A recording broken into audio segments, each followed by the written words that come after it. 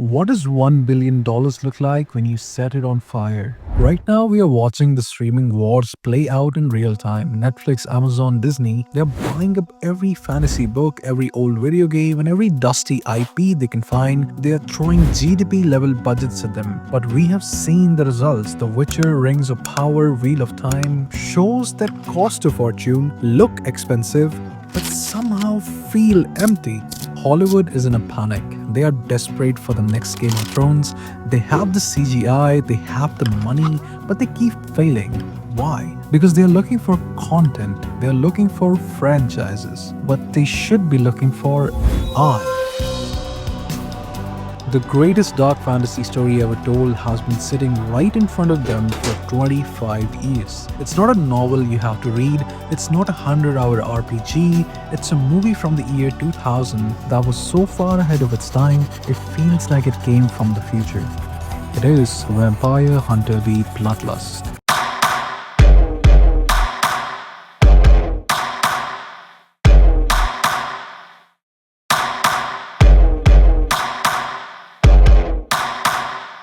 A film that blends sci-fi, gothic horror, and spaghetti westerns into a world that would break the internet if it was released today. But Hollywood is too blind to see it. So I'm gonna show them. Today I'm pitching a series to Netflix the only way I know how. We are drawing the live-action poster for a masterpiece that deserves a resurrection.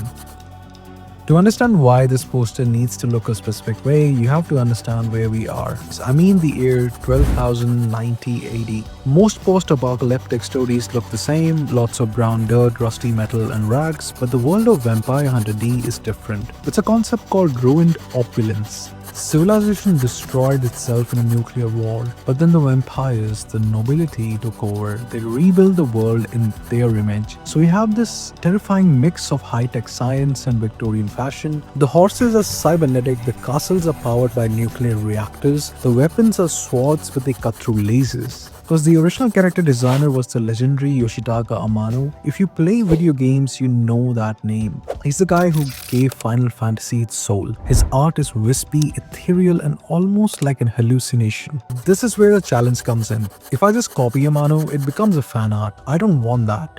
I want this to look like a Netflix pitch. Something that could actually exist on the Netflix homepage as a live-action series. So as I lay down this sketch, I'm keeping the vibe of the anime, but I'm changing the anatomy to fit a real human. Because I don't just want you to see a drawing of a weird guy in black, I want you to feel this guy could actually exist in our world. Someone like Voldemort or Gandalf. Now let's talk about the story. If you haven't seen the movie, you might think it's just guy kills vampires. And sure, there's plenty of that, but the core of Bloodlust isn't the action, it's a romance. The plot is deceptively simple. A powerful vampire has kidnapped a human girl. Her family hires Dee, our protagonist, to hunt them down and rescue her. Classic damsel in distress, right? Wrong. As Dee chases them across this wasteland, we realize the vampire didn't kidnap her. They are in love. They are running away to the stars, literally, to a space station, city of ships, so they can be together without the world trying to kill them.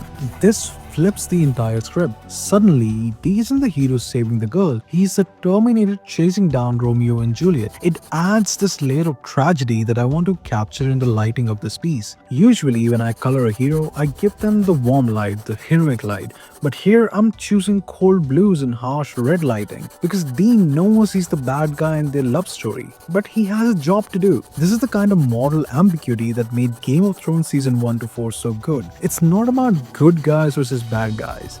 It's about duty versus love. This brings us to the lighting of the anime. The director of this film, Yoshiaki Kawajiri, is a master of something called hard shadow. In modern digital anime, everything is often well lit so you can see the character details, but Kawajiri doesn't care. He will bury half a character's face in pure black if it fits the mood. In the movie, the darkness isn't just a lack of light, it's a physical weight. It presses down on the characters. When I'm coloring the poster right now, I am resisting the urge to light everything up. I have to be brave enough to leave things in the dark. This film was one of the last great hoorays of the golden age of anime movies, before everything went fully digital. You can feel the hand of the artist in every frame. The backgrounds are hand-painted tempera, the cells are physical plastic.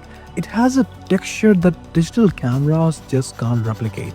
Finally, we have to talk about D himself. You need to ask, why would this character work today? He's an vampire. Half human, half vampire. He belongs to neither world. He's eternally lonely, incredibly beautiful, and terrifyingly efficient. As I put the final highlights on this piece, I'm thinking about the potential here. Last year was flooded with vampire stories. Sinners, Dracula, Nosferatu. They proved people want adult, violent, gothic fantasy. Vampire Hunter D is that exact piece in the puzzle. A world of cybernetic horses, tragic romances, and the most stylish vampire hunter in history. This movie is 25 years old, but great art doesn't age. It just waits for you to find it. If you're tired of franchises that feels like they were written by a corporate checklist, go watch this anime right now. And Netflix, if you're watching this video, this is it. This is what a billion-dollar franchise should look like. The blueprint is right here. You just have to be brave enough to pick it up.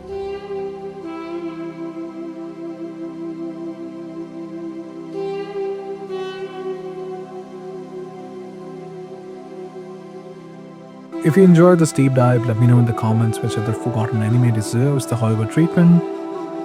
I'll see you in the next one.